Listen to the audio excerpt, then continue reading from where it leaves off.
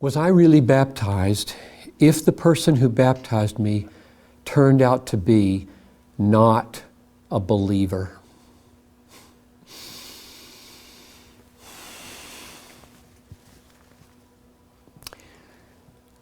I think so.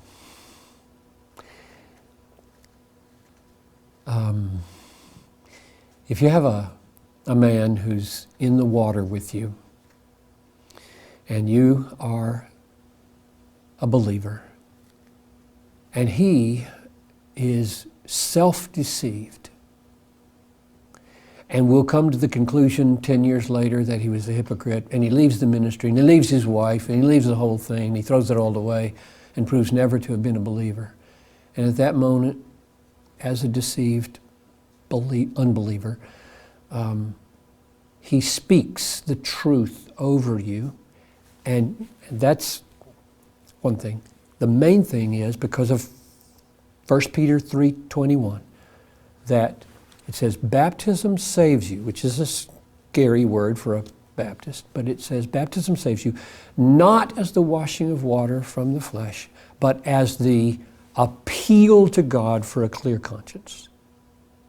So insofar as baptism is from my heart an act of faith directed to God, appealing to Him for cleansing and for justification and forgiveness, it saves. It's an expression of faith. That is not dependent on the authenticity of the man who holds your hand as you are put under the water. So I believe it's not,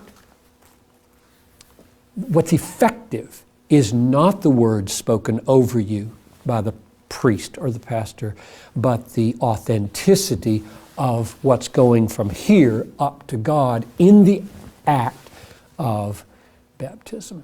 So I would not get rebaptized if I discovered that Eugene Lawrence, my pastor who baptized me when I was 10, forsook the faith and declared that he was never a believer. I wouldn't do it over again. It was my faith that was decisive. Very different from the way some people view baptism.